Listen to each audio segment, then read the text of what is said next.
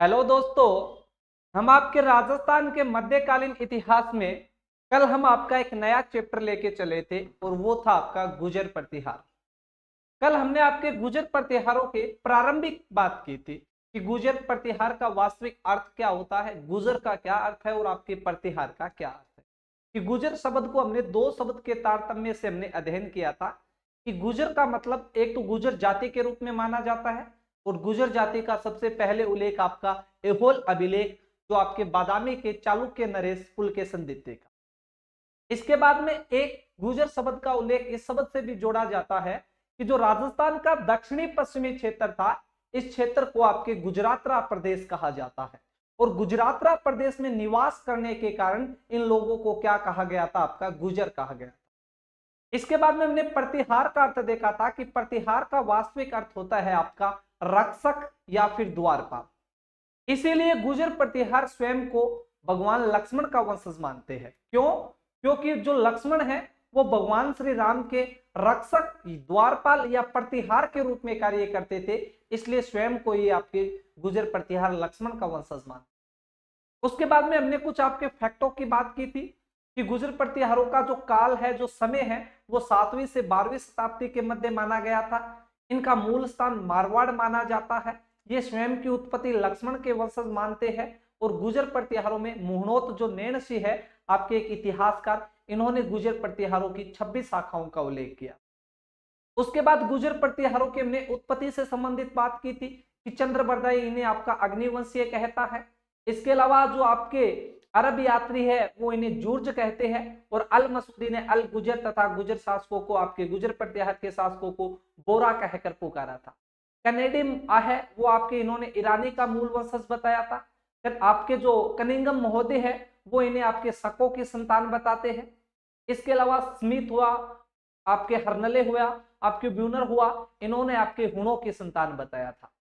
Doctor D R Bhandarkar है, वो D R Bhandarkar आपके गुर्जर प्रतिहारों को गुर्जर की संतान मानते हैं, जबकि गुर्जर को विदेशी माना था। अर्थात गुर्जर प्रतिहारों को विदेशी मानने वाले इतिहासकार कौन है, तो डी आर भंडारकर हो जाते हैं। इसके बाद में हवेनस्वांग के बारे में हमने अध्ययन किया था कि हवेनस्वांग एक चीनी यात्री हुआ आपका करता था, जिन्होंने अपने यात्रा वृत्तांत में 72 राष्ट्रों का उल्लेख किया है। इन 72 राष्ट्रों में एक राष्ट्र माना जाता है गुर्जर राष्ट्र। पर गुर्जर प्रतिहारों का उन्होंने जो उल्लेख किया था राष्ट्र, गुर्जर राष्ट्र का, वो कूचेलो के नाम से किया था। किस नाम से? कूचेलो के नाम से। और गुर्जर प्रतिहारों की राजधानी भीनमाल को आपके पिलोमोलो के नाम से दर्शाया था। इसके बाद में हमने गुर्जर प्रतिहारों के मूल स्थानों की बात की थी कि जो हरिवंश ग्रंथ है इसमें आपको उनको उज्जैन का शासक बताया गया था और हरिवंश एक जैन ग्रंथ है आपका, जिसमें वत्सराज को उज्जैन का शासक बताया गया। इसके बाद में हमने अनेक प्रकार से, इस प्रकार से कल आपके इनके मूल स्थानों की बात की थी। सज्जन ताम्र पत्र के आधार पर बात की कि उन्हें उज्जैन या अवंती का शासक माना है। गटियाला अभिलेख के आधार पर देखा था इन्हें गुजरात प्रदेश का माना गया था। इसके बाद में हमने देखा था कि मुणहोत नैंसी ने इनकी 26 शाखाओं का उल्लेख किया था, जैसे आपके उज्जैन की शाखा, कनौज की शाखा, भीनमाल की शाखा, मंडोर की शाखा, राजौरगढ़ की शाखा, भड़ोच की शाखा। लेकिन लास्ट में मैंने आपको बताया था कि गुर्जर प्रतिहारों की राजस्थान में मुख्यतः 2 शाखा है, एक मंडोर की शाखा और एक भीनमाल की शाखा। और हमारे अध्ययन की दृष्टि से ये दोनों शाखाओं का हमें अध्ययन करना। तो आज हम आपके गुर्जर प्रतिहारों के, मंडोर के जो गुर्जर प्रतिहार है उनका अध्ययन करने वाला है। तो आज की जो हमारी क्लास है वो मंडोर के गुर्जर प्रतिहारों के ऊपर रहेगी। तो सबसे पहले आप अपने नोट्सों में हेडिंग लगाओ कि मंडोर के गुर्जर प्रतिहार। कहां के गुर्जर प्रतिहार? आपके मंडोर के गुर्जर प्रतिहार। जब आप मंडोर के गुर्जर प्रतिहार पढ़ते हो तो सबसे पहले आप एक बात ध्यान रखोगे कि जो मंडोर के हम गुर्जर प्रतिहार पढ़ते हैं तो गुर्जर प्रतिहारों की तुलना किससे की गई है? आपके जो मंडोर के गुर्जर प्रतिहार है इनकी तुलना किससे की गई है? तो मंडोर के गुर्जर प्रतिहारों की जो तुलना है वो आपके मौर्य साम्राज्य व गुप्त साम्राज्य से की गई है। सीधा सा पूछ लिया जाए कि मंडोर के गुर्जर प्रतिहारों की तुलना किस साम्राज्य या किस वंश से की गई है, तो मौर्य साम्राज्य व गुप्त साम्राज्य से इनकी क्या की गई है? आपकी तुलना की गई है। तो क्या लिखोगे आप? इनकी तुलना, इनकी तुलना मौर्य साम्राज्य इनकी तुलना मौर्य साम्राज्य, इनकी तुलना मौर्य साम्राज्य व गुप्त साम्राज्य से की गई है, गुप्त साम्राज्य से की गई है, गुप्त साम्राज्य से की गई है। मौर्य साम्राज्य व गुप्त साम्राज्य से इनकी क्या की गई है, तो तुलना की गई है। इसके अलावा जो आपके मंडोर के गुजर प्रतिहार है, इन गुजर प्रतिहारों की कुलदेवी किसे माना गया? मंडोर के गुजर प्रतिहारों की कुलदेवी किन्हें माना गया है? तो जब आपको कुलदेवी का पूछा जाए तो आप सीधा सा याद रखोगे, इनकी कुलदेवी आपके चामुंडा माता को माना गया। किनको माना गया है? चामुंडा माता। कि गुजर प्रतिहारों की कुलदेवी कौन है? तो आपके मंडोर के गुजर प्रतिहारों की कुलदेवी चामुंडा माता है। जबकि मंडोर के गुजर प्रतिहारों की तुलना किसके साथ की गई है? तो इनकी तुलना की गई है एक तो आपके मौर्य साम्राज्य के साथ और दूसरी आपकी गुप्त साम्राज्य के। मौर्य व गुप्त साम्राज्य के साथ इनकी क्या की गई है? तुलना की गई। इनकी कुलदेवी कौन है? तो इनकी कुलदेवी है चामुंडा माता। कौन हो जाएगी? चामुंडा माता। इसके साथ मैंने बताया था कि मुहणोत नेणसी ने गुजर प्रतिहारों की 26 शाखाओं का उल्लेख। इसमें सबसे प्राचीन व जो महत्वपूर्ण शाखा बताई गई है वो शाखा कौन सी? आपके मंडोर के गुजर प्रतिहार। तो मुहणोत नेणसी के अनुसार सबसे प्राचीन व महत्वपूर्ण शाखा कौन सी है? तो वो सबसे महत्वपूर्ण व प्राचीन शाखा आपके मंडोर के गुजर प्रतिहार है। तो मुहणोत नेणसी के अनुसार, मुहणोत नेणसी के अनुसार गुजर प्रतिहारों की, गुजर प्रतिहारों की सबसे प्राचीन, सबसे प्राचीन व महत्वपूर्ण शाखा, सबसे प्राचीन व महत्वपूर्ण शाखा मंडोर शाखा है। मंडोर शाखा। मंडोर के गुजर प्रतिहारों में पहले आपको 3 तथ्य याद रखने हैं कि इनकी तुलना मौर्य साम्राज्य व गुप्त साम्राज्य के साथ की गई है, इनकी कुलदेवी चामुंडा माता है और मुहणोत नेणसी ने गुजर प्रतिहारों की सबसे प्राचीन व जो आपकी महत्वपूर्ण शाखा है वो मंडोर शाखा को माना है। इसके बाद में हम मंडोर शाखा के एक एक शासकों की बात करते हैं और सबसे पहले आपके आएंगे हरिश्चंद्र। कौन? आपके हरिश्चंद्र। सबसे पहले जो आपके मंडोर शाखा में शासकों के रूप में उल्लेख मिलता है वो है आपके हरिश्चंद्र। कौन? आपके हरिश्चंद्र। हरिश्चंद्र। अब हमें आपके इन हरिश्चंद्र के बारे में क्या याद रखना? सबसे पहले तो आपको हरिश्चंद्र के बारे में याद रखना है कि मंडोर के जो गुजर प्रतिहार है, इन गुजर प्रतिहारों का संस्थापक किसे कहा जाता है, इनका मूल पुरुष किसे कहा जाता है, इनका आदि पुरुष किसे कहा जाता है? जब मंडोर के गुजर प्रतिहारों का मूल पुरुष, संस्थापक, आदि पुरुष की बात की जाएगी तब आपके सामने एक नाम आएगा और वो नाम है हरिश्चंद्र। किसका नाम आएगा? आपके हरिश्चंद्र। तो इस शाखा का आपका संस्थापक, संस्थापक के साथ साथ इन्हें क्या कहा जाता है? आपका आदि पुरुष भी कहा जाता है और आदि पुरुष के साथ साथ इन्हें आपका मूल पुरुष भी कहा जाता है। गुजर प्रतिहारों का संस्थापक, आदि पुरुष और मूल पुरुष किसे कहा जाता है? तो गुजर प्रतिहारों का संस्थापक, आदि पुरुष और मूल पुरुष आपके हरिश्चंद्र को कहा जाता है। इसके अलावा हरिश्चंद्र काफी विद्वान व्यक्ति था और विद्वान व्यक्ति होने के कारण हरिश्चंद्र की एक उपाधि भी है और वो उपाधि है रोहिलिदी। कि गुजर प्रतिहारों में रोहिलिदी की उपाधि किसकी है? तो रोहिलिदी की उपाधि आपके हरिश्चंद्र की है। इन्हें रोहिलिदी की उपाधि क्यों दी गई थी? विद्वान होने के कारण इन्हें कौन सी उपाधि दी गई? आपकी रोहिलिदी की उपाधि दी। तो इनकी उपाधि कौन सी हो जाएगी? आपकी उपाधि, और इनकी उपाधि है आपकी रोहिलिदी। रोहिलिदी।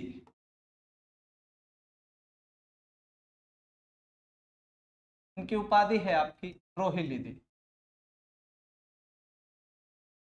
और रोहिल्लादी उपाधि क्यों है? विद्वान होने के कारण, विद्वान होने के कारण। एक एक फैक्ट की बात हमें करते हुए चल रहे हैं कि हरिश्चंद्र को गुर्जर प्रतिहारों का संस्थापक, आदि पुरुष और मूल पुरुष कहा जाता है। इनकी उपाधि है, वो उपाधि कौन सी? आपकी रोहिल्लादी है। और रोहिल्लादी इनकी उपाधि क्यों है? क्योंकि विद्वान होने के। फिर बताया जाता है कि हरिश्चंद्र है, इन हरिश्चंद्र के दो पत्नियां थी। कितनी पत्नियां थी? दो पत्नियां। गुरुजी मान पत्नियां के बारे में क्यों बताओ? तो पत्नियां के बारे में अध्ययन करना पड़ेगा भाई, पत्नियां ने पढ़नी पड़ेगी आपने। पत्नियां बिना कोई काम कौन चले। एक तो ब्राह्मणवंशी पत्नी थी, कौन सी? आपकी ब्राह्मणवंशी।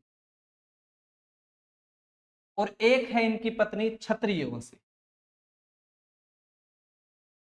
क्षत्रिय वंशी भैया, सीधी सी बात है कि पत्नियां बिना कोई काम कौन चले, तो पत्नियां वो अपन अध्ययन करना पड़ेगा।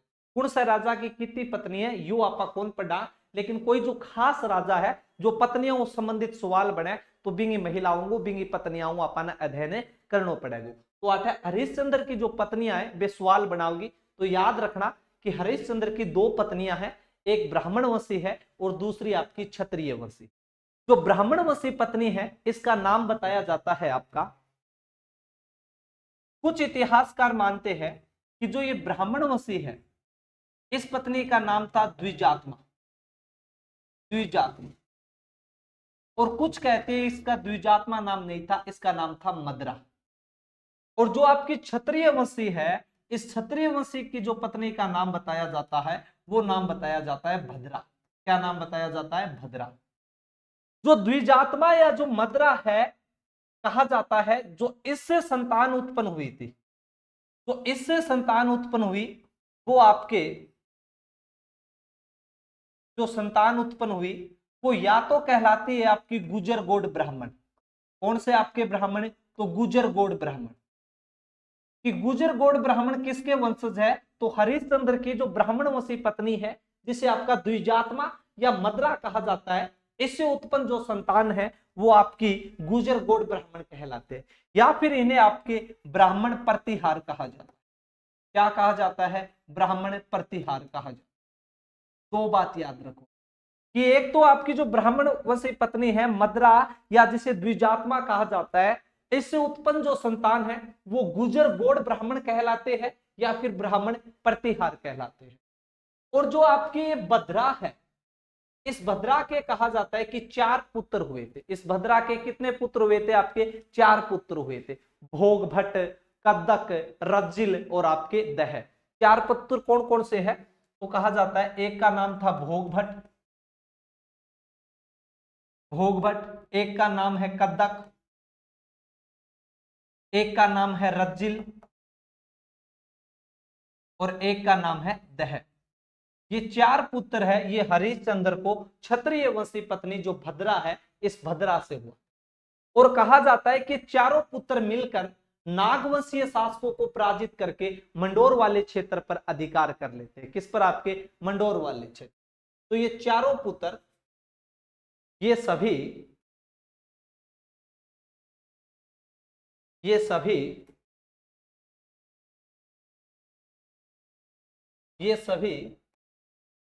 मिलकर नागवंशीय शासकों को हराकर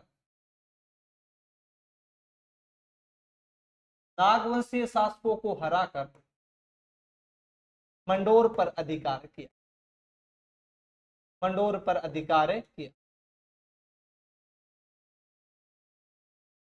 और कहा जाता है कि इनमें जो रज्जिल है आपका, मंडोर से जो आपके गुजर प्रतिहारों की वंशावली मिलती है वो रज्जिल से मिलती है, क्योंकि हरिश्चंद्र के बाद आपके गुजर प्रतिहारों का अगला शासक कौन बना था? तो रज्जिल बना था।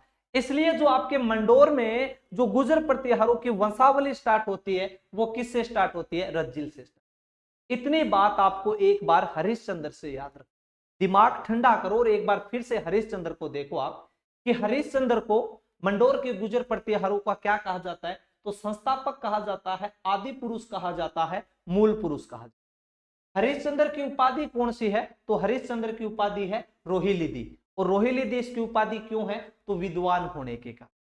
इसके बाद में हरिश्चंद्र की 2 पत्नियां हैं, एक ब्राह्मण वंशी है और दूसरी क्षत्रिय वंशी। ब्राह्मण वंशी जो पत्नी है उसका नाम द्विजात्मा या मद्रा मिलता है, और इस द्विजात्मा या मद्रा से जो संतान उत्पन्न हुई थी वो गुजर गोड ब्राह्मण या ब्राह्मण प्रतिहार कहलाते। जबकि क्षत्रिय वंशी जो भद्रा है, इस भद्रा से 4 पुत्र हुए, भोगभट, कद्दक, रज्जिल और दह। इन चारों ने मिलकर मंडोर पर अधिकार किया नागवंशीय शासकों को पराजित करके। और जो आपके गुजर प्रतिहारों की मंडोर में जो वंशावली स्टार्ट होती है वो रज्जिल से स्टार्ट होती है। इतनी बातें हरिश्चंद्र की याद रखनी है, और अगले शासक के रूप में हम आपके रज्जिल का अध्ययन। पर उससे पहले कुछ कहानियां चलती है, कुछ किंवदंतियां हैं, कुछ इतिहासकार उल्लेख भी करते हैं कि जो आपके ब्राह्मण वंशी द्विजात्मा या मद्रा है, इस मद्रा को एक लड़की हुई थी, एक छोरी हुई थी, या मानो एक कन्या हुई थी, और उसका नाम मंदोदरी माना था। कि मद्रा की पुत्री कौन थी? आपकी मंदोदरी थी। और मंदोदरी को इतिहास में रावण की पत्नी स्वीकार किया गया है। जो हम रामायण पढ़ते हैं, उस रामायण में जो आपके दशानन रावण के बारे में उल्लेख करते हैं, और हम पढ़ते हैं कि दशानन रावण की पत्नी कौन थी, तो मंदोदरी थी। उस मंदोदरी को इस मद्रा की पुत्री माना गया। इसके साथ तारतम्य यह भी बिठाया गया कि जोधपुर के अंदर, मंडोर के अंदर आपके रावण और मंदोदरी के विवाह की चौरी है। इसके अलावा जोधपुर में रावण का मंदिर भी है। इसलिए इतिहासकारों ने यह तारतम्य बिठाया है कि जो ये मद्रा है, इस मद्रा की एक पुत्री थी और उस पुत्री का नाम मंदोदरी था, और उस मंदोदरी है वो दशानन रावण की पत्नी थी। इसीलिए आपके यहां पे रावण और मंदोदरी के विवाह की चौरी है और रावण का मंदिर बना हुआ है। पर हमें इस तथ्य में नहीं जाना है, जो थोड़ी सी बातें थी वो मैंने बता दी। हमें सिर्फ इतना याद रखना है कि ब्राह्मण वंशी पत्नी का नाम द्विजात्मा या मद्रा थी। इससे उत्पन्न संतान गुजर गोड ब्राह्मण या फिर आपके ब्राह्मण प्रतिहार कहलाते। क्षत्रिय वंशी पत्नी भद्रा के जो 4 पुत्र हुए, भोगभट, कद्दक, रज्जिल और आपके दह, इन चारों ने मिलकर मंडोर को जीता, और मंडोर को जीतकर जो यहाँ पे नागवंशीय शासक थे उन्हें पराजित किया था। और आपके मंडोर में गुजर प्रतिहारों की जो वंशावली है वो रज्जिल से प्रारंभ होती है। तो अगले शासक के रूप में हमें पढ़ना है आपके किसको? रज्जिल को। कौन सा शासक? आपका रज्जिल के बारे में हमें आपका अगले शासक के रूप में अध्ययन करना है। तो अगला शासक कौन हो जाएगा? आपका रज्जिल। तो हेडिंग लगाओ आप रज्जिल। अब रज्जिल के बारे में क्या अध्ययन करना है? तो रज्जिल के बारे में एक दो बातें याद रखें। एक तो मंडोर में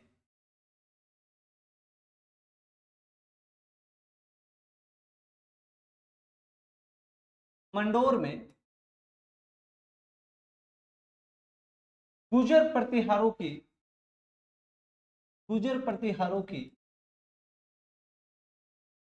वंशावली प्रारंभ होती है। रज्जिल से क्या प्रारंभ होती है? वंशावली प्रारंभ। रज्जिल से क्या हुई? आपकी वंशावली प्रारंभ हुई। तो मंडोर में गुजर प्रतिहारों की जो वंशावली है वो किससे आपकी प्रारंभ होती है? तो आपके रज्जिल से प्रारंभ होती है। इसके अलावा रज्जिल ने रोहिस्कूप नगर में, कौन से नगर में? आपके रोहिस्कूप नगर में आपके महामंडलेश्वर मंदिर का निर्माण करवाया था। किसका निर्माण करवाया था? महामंडलेश्वर। तो रोहिस्कूप नगर में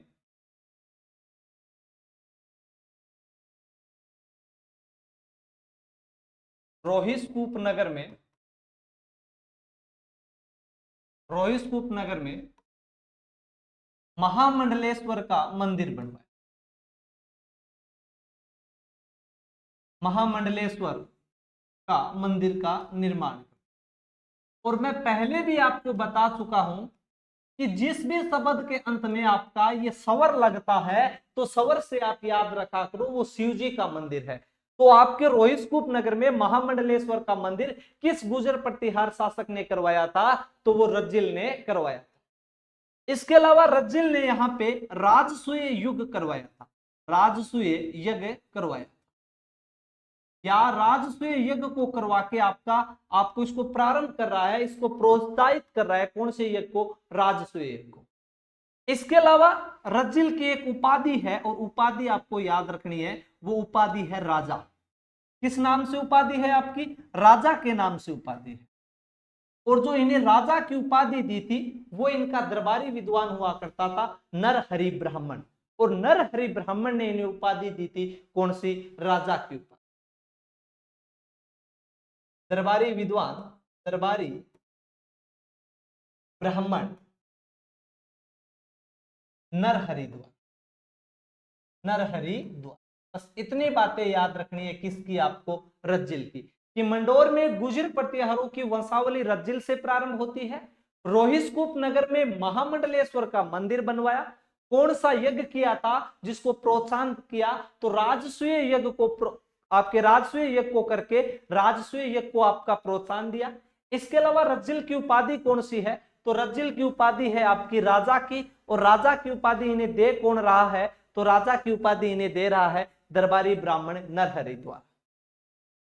रज्जिल के बाद में अगला शासक बनता है रज्जिल का पुत्र आपका नरभट्ट। कौन बनता है? नरभट्ट।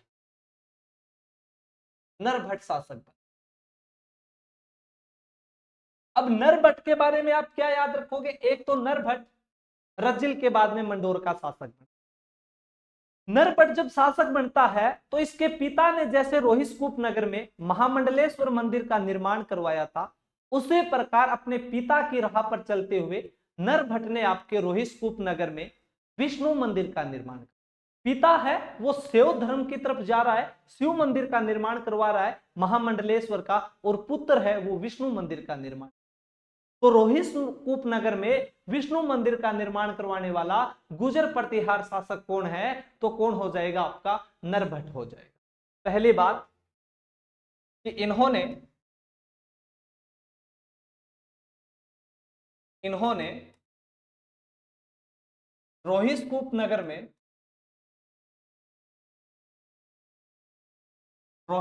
नगर में विष्णु मंदिर का निर्माण करवाया। विष्णु मंदिर का निर्माण करवाया।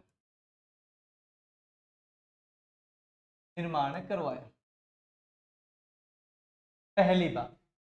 दूसरी बात, एक तो रोहिस्कूप नगर में किसका निर्माण करवा दिया? आपके विष्णु मंदिर का निर्माण करवा दिया। एक इनकी उपाधि है पिलापणी के नाम से। किस नाम से उपाधि है आपकी? पिलापणी। पिलापणी के नाम से उपाधि है, पिलापणी। और कहा जाता है कि जो पिलापणी की उपाधि है ये इन्हें रण कौशलता के कारण मिली। रण कौशल कहा जाता है, रण कौशलता के कारण कि आपके नरभट्ट है, ये नरभट्ट आपके ब्राह्मणों व गुरुओं के संरक्षण करता थे, आश्रय दाता थे, रण कौशलता में निपुण थे, प्रवीण थे, इसीलिए उपाधि कौन सी होगी? पिलापणी। हरिश्चंद्र की उपाधि है रोहिलिदी, रज्जिल की उपाधि है राजा, और नरभट्ट कौन सी उपाधि ले रहा है? आपकी पिलापणी की उपाधि ले रहा है। लेकिन जो आपका हवेन स्वांग आया था, और हवेन स्वांग ने नरभट्ट का जो उल्लेख किया है वो नरभट्ट के नाम से नहीं किया, इनका उल्लेख किया था पेलो पेली के नाम से। तो आपके हवेन स्वांग चीनी यात्री ने किस गुर्जर प्रतिहार शासक का उल्लेख पेलो पेली के नाम से किया है? तो वो नरभट्ट है। तो याद रखोगे हवेन स्वांग ने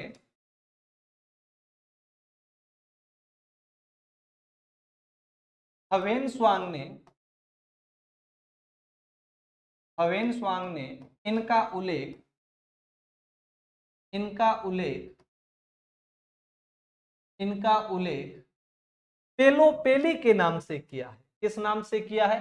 पेलोपेली। पेलोपेली के नाम से, पेलोपेली के नाम से किया,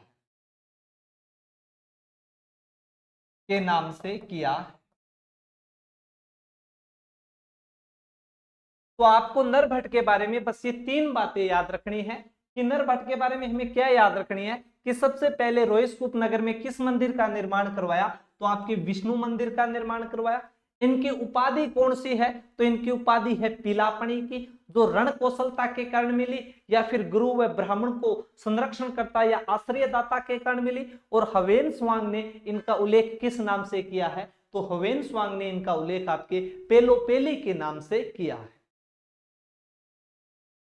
इसके बाद में हम अगले शासक की तरफ बढ़े तो अगला शासक है वो आपके नरभट्ट के बाद में मिलता है आपको नागभट्ट। कौन सा शासक आपको? नागभट्ट। नागभट्ट। नागभट्ट। कौन सा शासक मिलता है आपको? नागभट्ट। अब नागभट्ट के बारे में आपको क्या याद? एक तो याद रखोगे आपके नरभट्ट के बाद अगला शासक नागभट्ट बनता है और नागभट्ट आपका साम्राज्य विस्तार वाला शासक। साम्राज्य विस्तार के तहत इसने आपके मरु प्रदेश के मेड़ता को विजित करता है और मेड़ता को अपनी राजधानी बना। अब तक गुर्जर प्रतिहारों की जो राजधानी है वो मंडोर थी। अब मंडोर से आपके मेड़ता को राजधानी बनाने वाला कौन है? तो आपका नागभट्ट है। बस इसकी एक बात ये याद रखनी। क्या बात याद रखनी है हमें आपकी? कि राजधानी राजधानी मेड़ता को बनाया। राजधानी किसको बनाया? आपके मेड़ता को बनाया। राजधानी किसको बनाया? मेड़ता। तो सबसे पहले गुर्जर प्रतिहारों की जो राजधानी मेड़ता बन रही है, इस मेड़ता को राजधानी बनाने वाला कौन है? तो आपका नागभट्ट है। नागभट्ट मरु प्रदेश के मेड़ता क्षेत्र को विजित करता है और मेड़ता क्षेत्र को विजित करके मेड़ता को अपनी क्या बनाता है? राजधानी बनाता है।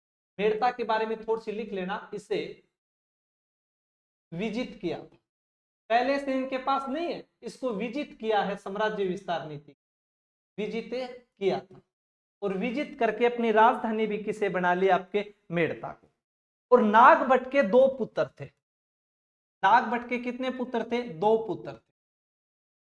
दो पुत्र कौन कौन से थे? तो एक तो पुत्र था तात और एक पुत्र था भोज। एक पुत्र था तात और एक पुत्र था भोज। अब बड़ा है तात, इसलिए शासक बनना था तात को, लेकिन तात आपका वैराग्य धारण कर लेता है और वैराग्य जीवन आपका वैराग्य जीवन ही अपना जीता है। इसलिए अगला शासक कौन बनता है? आपका भोज बनता है। पर तात व भोज के बारे में इतनी जानकारी नहीं है, तो बस हमें नागभट्ट याद रखना है कि राजधानी मेड़ता को बना। इसके बाद गुर्जर प्रतिहारों में अगला कोई शासक है जिसके रूप में हमें याद रखना है, तो वो अगला शासक बनता है, वो है आपका सिल्लुक। कौन? आपका सिल्लुक के बारे में हमें याद करना है कि अगला शासक कौन बना था? तो अगला शासक बना है सिल्लुक। सिल्लुक। अब सिल्लुक के बारे में क्या याद रखना है? एक बार कौन सा एग्जाम था वो तो मेरे याद नहीं है पूरा, लेकिन सवाल पूछ लिया था कि मंडोर के गुर्जर प्रतिहारों के रूप में 10वां शासक कौन बना था? तो याद रखोगे 10वें शासक के रूप में कौन बना था? आपका सिल्लुक बना था। कि मंडोर के गुर्जर प्रतिहारों में 10वां शासक के रूप में कौन बना था? तो कौन था? वो आपका सिल्लुक था। सिल्लुक। सिल्लुक के बारे में हमें क्या याद रखना है? मंडोर के गुर्जर प्रतिहारों में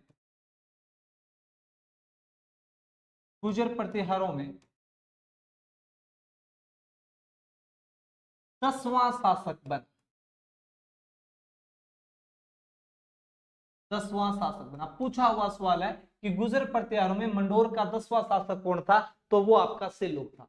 और सिल्लुक ने साम्राज्य विस्तार के तहत आपका जो वल मंडल है, जिसे हम जैसलमेर के आसपास का क्षेत्र कहते हैं, जोधपुर के आसपास का क्षेत्र कहते हैं वल मंडल, और इस वल मंडल में देवराज भाटी को क्या किया था? पराजित किया था। तो देवराज भाटी को पराजित करने वाला गुर्जर प्रतिहार शासक कौन है? तो गुर्जर प्रतिहार शासक कौन हो जाएगा? आपका सिल्लुक हो जाएगा। तो लिखोगे वल मंडल। वल मंडल के, ये जोधपुर के आसपास का क्षेत्र माना जाता है, थोड़ा जैसलमेर की भी टच करता है। वल मंडल के देवराज भाटी को पराजित किया।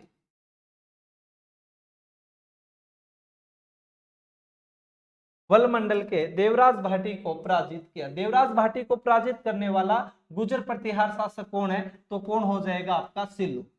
देवराज भाटी को पराजित किया। देवराज भाटी को क्या कर देता है? आपका पराजित कर देता है।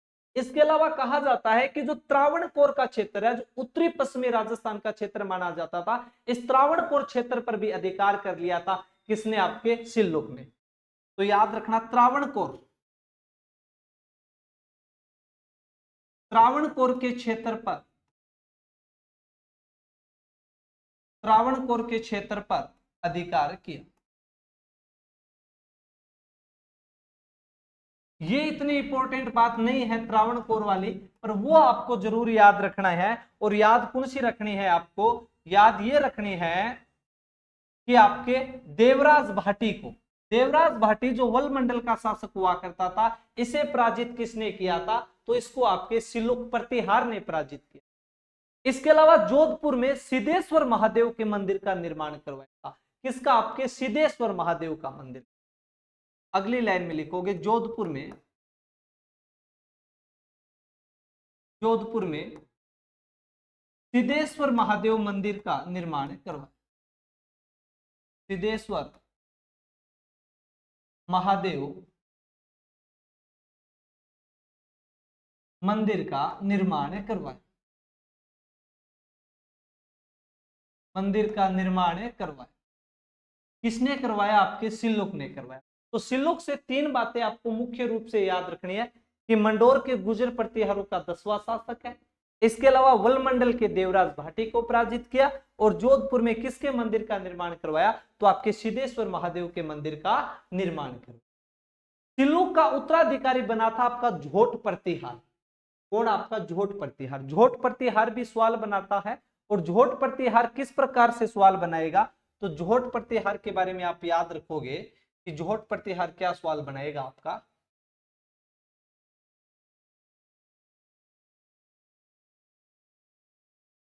झोट प्रतिहार, और झोट प्रतिहार के बारे में आपको याद एक ही बात रखनी है कि एक तो ये आपके सिल्लुक का उत्तराधिकारी बना था, ये तो कोई नहीं पूछेगा कि सिल्लुक का उत्तराधिकारी कौन बना था, लेकिन इनसे एक बात आपको ये याद रखनी है कि यह एक कवि व वीणा वादक शासक था। यह एक कवि तथा वीणा वादक शासक था, यह विद्या का ज्ञाता था। तो पहली बात आप याद रखोगे, यह एक खुद कवि है, यह एक कवि तथा विद्या का ज्ञाता था, विद्या का ज्ञाता, विद्या का क्या था, आपका ज्ञाता। इसके अलावा अगर पूछ लिया जाए कि प्रतिहारों में एकमात्र, कैसा, आपका एकमात्र वीणा वादक शासक है, ये सवाल आपका इंपॉर्टेंट है। वीणा वादक शासक, कि प्रतिहारों में एकमात्र वीणा वादक शासक कौन था, तो प्रतिहारों में एकमात्र आपका वीणा वादक शासक था, वो झोट प्रतिहार था।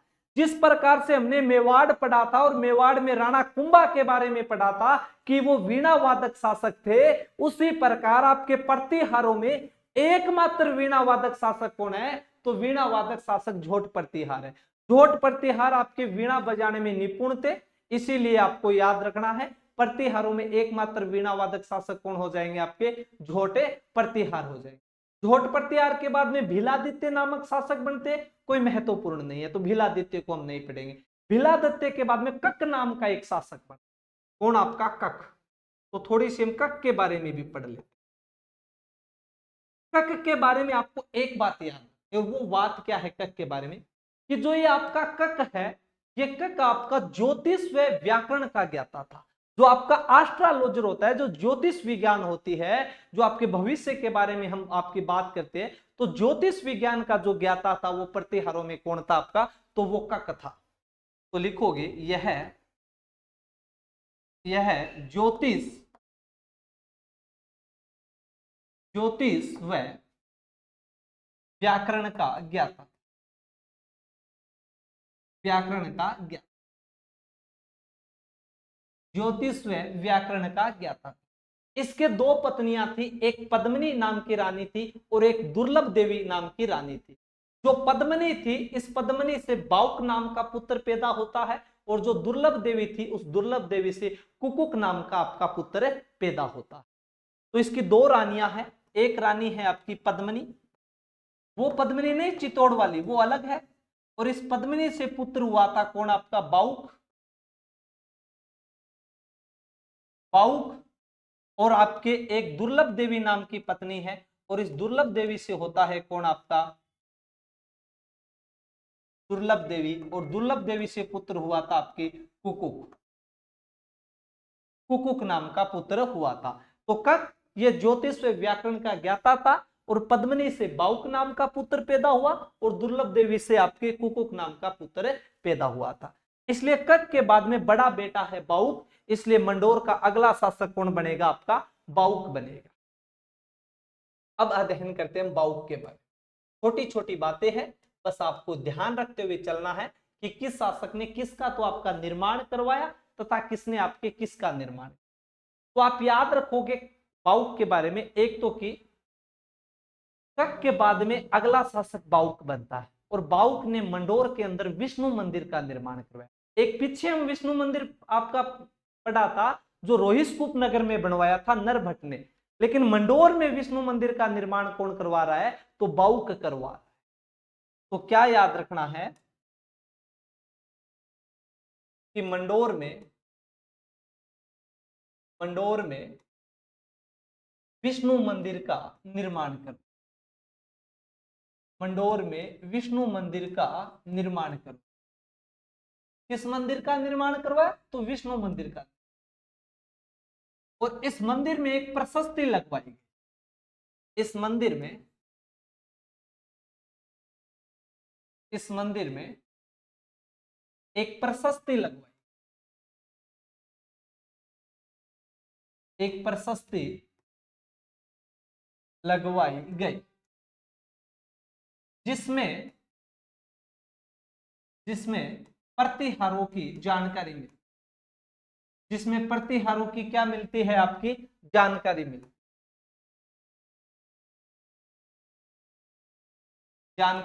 है।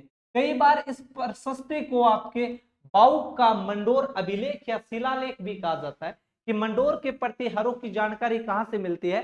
तो वहां पर आपको ऑप्शन मिल सकता है कि बाउक का मंडोर शिलालेख। बाउक के मंडोर शिलालेख का मतलब ये प्रशस्ति ही है, क्योंकि आपके बाउक ने मंडोर में विष्णु मंदिर बनवाया था। किसके मंदिर बनवाया था विष्णु मंदिर। और इस विष्णु मंदिर में एक प्रशस्ति को लगवा दिया था और इस प्रशस्ति में आपके गुजर प्रतिहारों की क्या मिलती है जानकारी मिलती है। तो कई बार घुमा दिया जाए सवाल को कि मंडोर के प्रतिहारों की जानकारी किस अभिलेख से या किस शिलालेख से मिलती है, और उसमें आपको अगर ऑप्शन मिल जाए कि बाउक का मंडोर शिलालेख, तो आप सीधा दिमाग लगाना कि बाउक का मंडोर शिलालेख का मतलब है कि बाउक ने जो आपके विष्णु मंदिर बनवाया था और विष्णु मंदिर में जो प्रशस्ति लगवाई थी, इसी प्रशस्ति को बाउक का मंडोर शिलालेख कहा जाता है।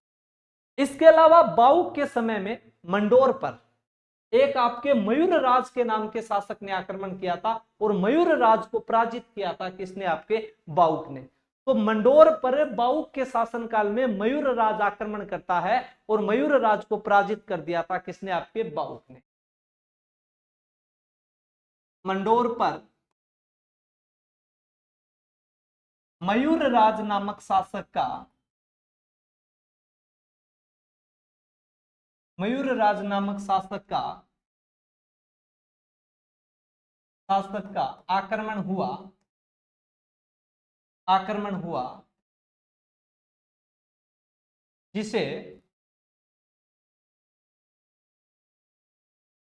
जिसे बाउक ने पराजित किया। बाउक ने क्या कर दिया था आपका पराजित कर। तो इतनी बात आपको ध्यान रखनी है किससे आपके बाउक से, कि बाउक विष्णु मंदिर का निर्माण करवाया, मंदिर में एक प्रशस्ति लगवा दी, उस प्रशस्ति में आपको उसको मंडोर का बाउक का शिलालेख भी कहा जाता है जहां से प्रतिहारों की जानकारी मिलती है। इसके अलावा मंडोर पर इनके शासनकाल में किसका आक्रमण हुआ था तो मयूर राज का आक्रमण हुआ था और इस मयूर राज के आक्रमण को पराजित किसने कर दिया था, विफल किसने कर दिया था, असफल किसने कर दिया था तो बाउक ने कर दिया था। इसके बाद में अगला शासक मिलता है आपको ककुक। तो अभी हमने बात की थी जो दुर्लभ देवी से हुआ था, कौन आपका ककुक। और ककुक के बारे में हमें कुछ जानकारी लेनी, ये आपका महत्वपूर्ण शासक है ककुक। एक तो याद रखना कि बाउक के बाद में मंडोर का अगला शासक बाउक का सुतेला भाई ककुक बनता है। बाउक का सुतेला भाई कौन था आपका? तो ककुक है, क्योंकि जो आपका बाउक था वो तो आपके पद्मिनी से हुआ था और ककुक आपका ये दुर्लभ देवी से हुआ था। तो वैसे तो बाउक का सुतेला भाई हो गया, लेकिन हमें याद ये रखना है ककुक ने 2 जय स्तंभों का निर्माण, 2 विजय स्तंभ भी मान सकते हैं, उन्हें 2 जय स्तंभ कहा जाता है। तो ककुक ने इन्होंने 2 जय स्तंभों का निर्माण करवाया।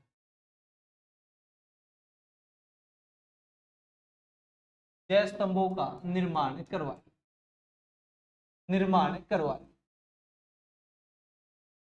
2 जय स्तंभों का निर्माण करवाया। कहां कहां पर निर्माण करवाया था? तो पहले का तो निर्माण करवाया था मंडोर में, और दूसरे का निर्माण करवाया था रोहिस्कूप नगर में। कहां पर? आपके रोहिस्कूप नगर में। रोहिस्कूप नगर में 2 आपके जय स्तंभों का निर्माण करवाया, जिन्हें विजय स्तंभ भी बोल सकते हैं। और वो 2 जय स्तंभ कौन कौन से? तो एक तो आपका है वो मंडोर में, और दूसरा आपका रोहिस्कूप। इसके अलावा कुकुक ने आपके 2 गठियाला शिलालेखों का निर्माण करवाया। 2 शिलालेख लिखवाए थे, जिन्हें आपके गठियाला शिलालेख कहते हैं। एक 861 ईस्वी का है और एक आपके 918 ईस्वी का है। 2 आपके शिलालेखों का निर्माण करवाया इन्होंने 861 ईस्वी तथा 918 ईस्वी। एक ही लिख लो आप कि 861 ईस्वी में, नहीं दोनों ही लिखो, दोनों ही लिखते। 861 ईस्वी तथा विक्रमी संवत है, ये याद रखना, ईस्वी सन नहीं है।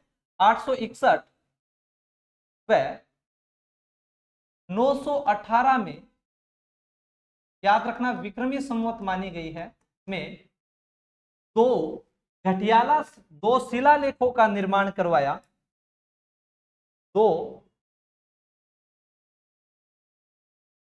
शिलालेखों को लिखवाया,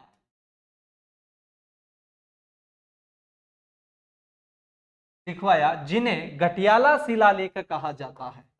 जिन्हें घटियाला शिलालेख कहा जाता है, तो हमने पहले भी पढ़े हैं, जिन्हें घटियाला शिलालेख कहा जाता है। शिलालेख कहा जाता। तो घटियाला शिलालेख किसके हैं, किसके समय के हैं? तो आपके ककुक के समय के। इस घटियाला शिलालेख जो पहला शिलालेख है, इस पहले शिलालेख में ककुक के विनम्रता की जानकारी मिलती, जबकि जो दूसरा शिलालेख है, इस दूसरे शिलालेख में उल्लेख मिलता है कि जो अमीर जाति थी वो यहाँ पे आपका तांडव कर रही थी। जो अमीर जाति थी वो आपका यहाँ पे लोगों का अत्याचार कर रही थी, शोषण कर रही थी। अमीर जाति के लोगों का आतंक बहुत ज्यादा हो गया था, तो उस अमीर जाति के आतंक से लोगों को मुक्ति दिलाई थी। ये दोनों जो जानकारी है ये घटियाला शिलालेख में। कि पहला जो घटियाला शिलालेख है, इस पहले घटियाला शिलालेख में कुकुक के विनम्रता की जानकारी है, और दूसरे शिलालेख में कि जो अमीर जाति ने आतंक फैला रखा था, उस आतंक से मुक्ति दिलाई है किसने? आपके कुकुक ने। पर इतना आपको कोई नहीं पूछेगा, आपको याद रखना है कि कुकुक इन्होंने 2 जय स्तंभों का निर्माण करवाया, मंडोर और आपके रोहितनगर। इन्होंने 861 व 918 में विक्रमी संवत में 2 शिलालेखों को लिखवाया, जिन्हें घटियाला शिलालेख कहते हैं। घटियाला गांव आपके जोधपुर में पड़ता है। पहले शिलालेख में ककुक के विनम्रता की जानकारी मिलती है, और दूसरे शिलालेख में मिलती है कि कोई अमीर जाति थी जहां पर उसने आतंक फैला रखा था, और इस अमीर जाति का दमन किया था किसने? आपके ककुक ने। इसके अलावा एक ग्रंथ है आपका कुवल्य माला, उद्योतन सूरी का है, और कुवल्य माला ग्रंथ में ककुक को प्रतिहारों का कर्ण कहा गया है। तो प्रतिहारों का कर्ण किसे कहा गया था? तो प्रतिहारों का कर्ण आपके ककुक को कहा गया है। किसने कहा है? तो उद्योतन सूरी ने कहा है। और कौन से ग्रंथ में कहा है? तो आपके कुवल्य माला ग्रंथ में कहा है। तो लिखोगे आप उद्योतन सूरी ने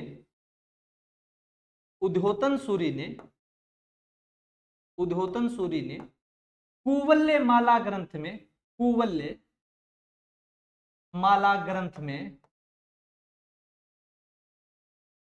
ग्रंथ में, कुवल्यमाला ग्रंथ में ककुक को प्रतिहारों का कर्ण कहा है। क्या कहा है? प्रतिहारों का कर्ण कहा है। तो ककुक के बारे में याद रखना है कि ककुक एक तो आपके बाउक का सौतेला भाई था, ये आपके बाउक के बाद में मंडोर का शासक बनता है। इन्होंने 2 जय स्तंभों का निर्माण करवाया, एक मंडोर में और दूसरा रोहिस्कूप नगर में। इन्होंने 861 व 918 ईस्वी में 2 शिलालेख लिखवाए, जिन्हें गठियाला शिलालेख कहा जाता है। पहले गठियाला शिलालेख में मुख्य रूप से ककुक के विनम्रता की जानकारी है, और दूसरे शिलालेख में जो अमीर जाति के आंतक था, उस आंतक का दमन करने की जानकारी मिलती। इसके अलावा इन्होंने गठियाल आपके उद्योतन सूरी है, उद्योतन सूरी ने कुवल्यमाला ग्रंथ में ककुक को प्रतिहारों का क्या कहा है आपका? तो प्रतिहारों का कर्ण कहा। इसके बाद में मंडोर का अगला शासक के रूप में, अंतिम शासक के रूप में हमें उल्लेख मिलता है इंदा प्रतिहार। इंदा प्रतिहार इंदा प्रतिहार के बारे में सिर्फ इतना हमें याद रखना है कि इसने आपके 1395 ईस्वी में अपनी पुत्री किशोरी देवी, अपनी पुत्री कौन? आपकी किशोरी देवी, जिन्हें लाला देवी भी कहा जाता है। किशोरी देवी या लाला देवी, किशोरी देवी या लाला देवी का विवाह किसके साथ किया था? आपको याद आ रहा है तो मारवाड़ के एक बार याद करूं, मैं आपको मारवाड़ पूरा पढ़ा चुका हूं। अगर थोड़ा सा आपको याद आया है तो मारवाड़ जब पढ़े थे तब भी बात की थी। तो इंदा प्रतिहार ने 1395 ईस्वी में अपनी पुत्री किशोरी देवी या लाला देवी का विवाह मारवाड़ के, याद आया? थोड़ा सा दिमाग पे जोर डालो, चुंडा राठौड़, तो मारवाड़ के चुंडा राठौड़ के साथ किया, चुंडा राठौड़ के साथ किया, राठौड़ के साथ किया। इसके साथ साथ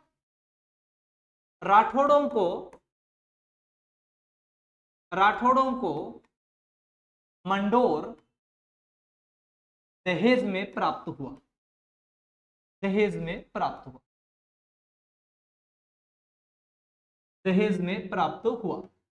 और आपके प्रतिहारों ने मंडोर को किसको दहेज में दे दिया? राठौड़ों को दहेज में दे दिया, और स्वयं राठौड़ों के क्या बन गए थे? तो सामंत बन गए थे। प्रतिहार स्वयं राठौड़ों के सामंत बन गए,